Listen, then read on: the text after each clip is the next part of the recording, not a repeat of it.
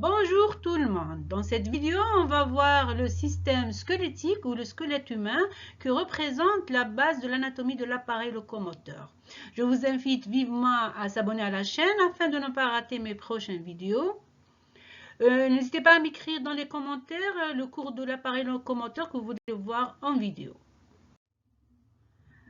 Pour le plan du cours, on commence par voir l'introduction, puis on va voir la division du squelette, quels sont les types des os, la morphologie des os, et on termine par voir l'architecture des os.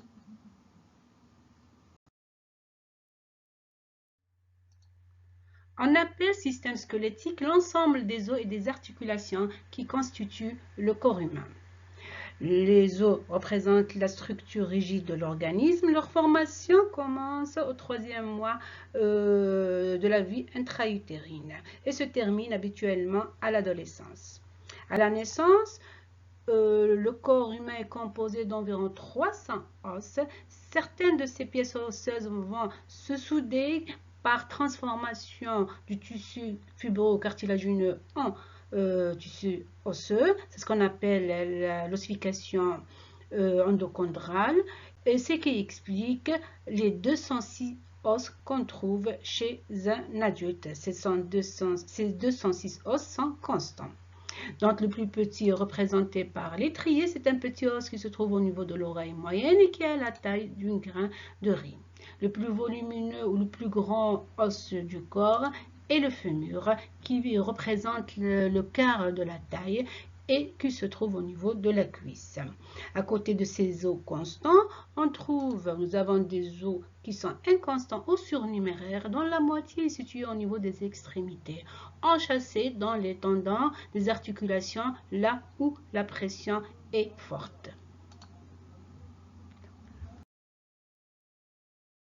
Le squelette a un rôle de soutien, donc c'est une charpente rigide sur laquelle se disposent les différentes structures anatomiques et donne au corps sa forme globale. Il permet le mouvement grâce aux articulations. C'est un lieu de stockage des éléments minéraux, surtout le calcium et le phosphore. Et c'est un organe hématopoïétique, il produit les éléments du sang. Plus de son rôle dans la mobilité, il protège les organes vitaux tels que le cerveau protégé par la boîte crânienne et le cœur et les poumons protégés par la cage thoracique.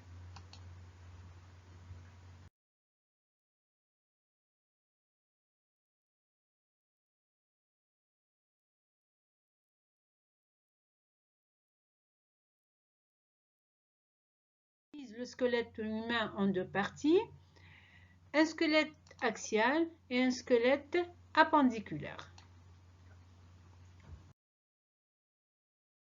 Le squelette axial est situé sur l'axe du corps.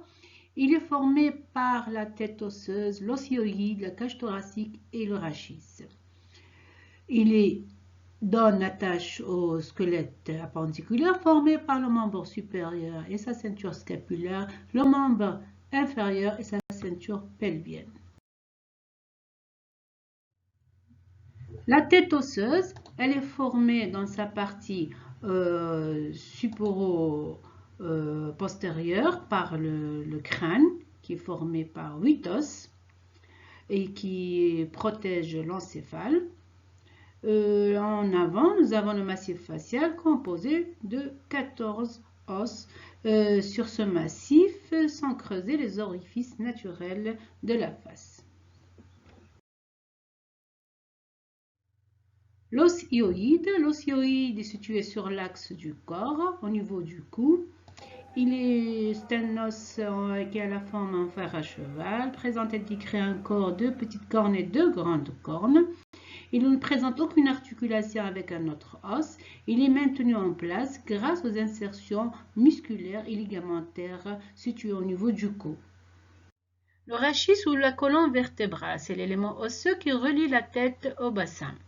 Elle est formée de 33 vertèbres et composée de deux parties. Le rachis mobile est formé par 24 vertèbres, dont 7 sont cervicales, 12 thoraciques et 5 lombaires. Une partie fixe formée de 9 vertèbres, 5 sont sacrées et 4 sont coccygiennes. Sur le profil, la colonne vertébrale présente à décrire 4 courbures. Nous avons de haut en bas la lordose cervicale, la syphose thoracique, la lordose lombaire et enfin la syphose sacro-coccygienne. La cage thoracique, elle est située dans le thorax. Elle protège les organes vitaux, c'est-à-dire les poumons et le cœur. Elle est composée en avant par un os médian qu'on appelle sternum, avec ses 3 parties, manubrium, corps et appendice xiphoïde. De part et d'autre, nous avons les cartilages costaux qui vont articuler le sternum avec les côtes. Les côtes sont situées latéralement et en arrière et s'articulent avec le rachis thoracique. Les 7 premières côtes sont des vraies côtes. Ils possèdent un cartilage propre, alors que la 8e, la 9e et la 10e sont des fausses côtes et n'ont pas de cartilage propre. Ils s'articulent avec le cartilage de la 7e côte pour gagner le sternum. La 11e et la 12e côte sont des côtes flottantes ne présentant aucune articulation avec le sternum. Pour le squelette appendiculaire, on commence par la partie supérieure, ou le membre supérieur qui est relié au tronc par la ceinture scapulaire. Celle-ci, elle est représentée en avant par la clavicule, en arrière par la scapula. Donc cette ceinture, elle relie les os du membre supérieur qui sont en nombre de 32. En haut, nous avons le myrus qui constitue l'os du bras. Le radius et l'ulnaque constituent les 2 os de l'avant-bras. Les os du carpe qui sont en nombre de 8 qui constituent le poignet. Et nous avons la paume de la main qui est représentée par les métacarpes. Nous avons 5 métacarpes. Les doigts, nous avons les os, au niveau des doigts, nous avons les os ou les phalanges qui sont en nombre de 3 pour chaque doigt, sauf le pouce qui a 2 phalanges. Pour la partie inférieure, il est relié au tronc par la ceinture pelvienne qui est composée de 2 os coxaux. Le membre inférieur est formé par le fémur qui constitue l'os de la cuisse, le tibia et le péroné qui constituent les 2 os de la jambe, la patella qu'on trouve au niveau du genou, les os du tarse. Puis, nous avons les métatarses et les phalanges qui constituent le squelette des orteils. Nous avons pour chaque orteil 3 phalanges, sauf le gros orteil, il a 2 phalanges. On classe les os selon leur dimension. On parle d'os lent lorsque la longueur est très importante par rapport aux 2 autres dimensions, c'est-à-dire la longueur, elle prédomine sur la largeur et sur l'épaisseur. Dans ce cas, l'os lent présente une partie moyenne qu'on appelle corps diaphyse et 2 extrémités qu'on appelle épiphyse proximale et épiphyse distale. On peut citer comme os lent l'humérus, le fémur, le radius, l'ulna, etc. L'os est dit plein lorsque sa longueur et sa largeur sont presque identiques et l'emportent sur l'épaisseur. Dans ce cas, l'os plat présente des faces, des bords et des angles. Exemple d'os plat, nous avons la scapula et les os du crâne. Les os courts, les 3 dimensions sont presque égales ou presque identiques. La forme est généralement cubique. On peut citer les os du carpe et les os du tarse, comme ici le talus. Pour les os irréguliers, il n'appartient à aucune des catégories précédentes. Donc c'est un os qui est complexe. On peut citer la mandibule, le palatin et la vertèbre. Concernant la morphologie des os, la surface d'un os n'est pas régulière dans toute son étendue. Il présente des substances qui émergent de sa surface, qu'on appelle éminence, ou des substances qui manquent qu'on appelle cavité. On commence par voir les éminences et les cavités articulaires, c'est-à-dire c'est des structures qui vont servir pour faire articuler deux os. On peut citer comme éminence la tête de l'humérus et comme cavité articulaire la cavité glénoïde de la scapula. Donc ces deux éléments vont faire articuler le membre supérieur au thorax en constituant l'articulation scapulo-humérale. Pour les éminences non articulaires, nous avons plusieurs éminences non articulaires dont le but est de faire attacher les tendons et les ligaments, donc ils n'ont pas un rôle, articulaire. On peut citer selon la taille et selon la forme de ces saillies le tubercule. Le tubercule qui est une petite éminence arrondie. On peut citer aussi l'apophyse qui est une éminence plus volumineuse et de type variable. Donc, comme exemple du tubercule, nous avons le tubercule infraglénoïdien qui donne une insertion au tendon du muscle triceps. Et pour l'apophyse, nous avons l'apophyse coracoïde de la scapula qui donne attache aussi aux muscles et aux ligaments de l'articulation scapulo-humérale. Toujours avec les éminences articulaires, nous avons aussi la crête. La crête qui est une éminence linéaire, c'est une éminence, c'est une saillie qui dessine une ligne.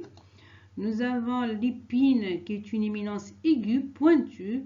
On a encore la tubérosité qui est une éminence arrondie mais volumineuse. Donc on peut citer comme exemple de crête la crête iliaque de l'os coxal ou la crête innominée. L'épine, nous avons l'épine sciatique de l'os coxal également. Et la tubérosité, nous avons la tubérosité ischiatique de l'os coxal. Les cavités non articulaires, donc c'est une perte de substance qui ne va pas servir dans une articulation. On peut citer aussi plusieurs cavités non articulaires. Nous avons le trou qui est une véritable ouverture dans un os, comme un trou nourricier de l'os. L'échancrure, c'est une cavité creusée, mais au niveau d'un bord. Donc, exemple de trou, nous avons le trou obturateur de l'os coxal, le trou obturé, et nous avons l'échancrure ou la grande échancrure sciatique de l'os coxal. Toujours avec les cavités non articulaires, nous avons la gouttière. La gouttière, c'est un canal ouvert dans l'os. Exemple, nous avons la gouttière bicipitale de l'humérus. Pour la dernière cavité non articulaire, il y a la fossette qui est un creux plus ou moins large et profond. On peut citer la fossette crânienne de l'humérus. On termine par voir l'architecture des os. Le tissu osseux est englobé par un tissu fibromince qu'on appelle le périoste. Et à l'intérieur, il est creusé d'un canal médulaire où se trouve la moelle osseuse. Le tissu osseux est formé par deux substances, une substance compacte qu'on appelle l'os compact ou cortical et une substance spongieuse ou l'os spongieux. L'os spongieux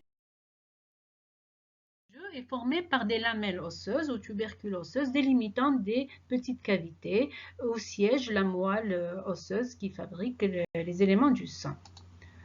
Par contre, l'os compact, il constitue la partie dure et résistante de l'os. Pour la disposition des deux substances diffère donc selon le type d'os. Pour les os lents, l'os spongieux siège au niveau des extrémités, au niveau des épiphyses. Par contre, l'os compact, il est dans la diaphyse. Pour les os courts et pleins, la substance spongieuse, elle fait l'épaisseur de l'os et qui est recouverte par une mince couche d'os cortical.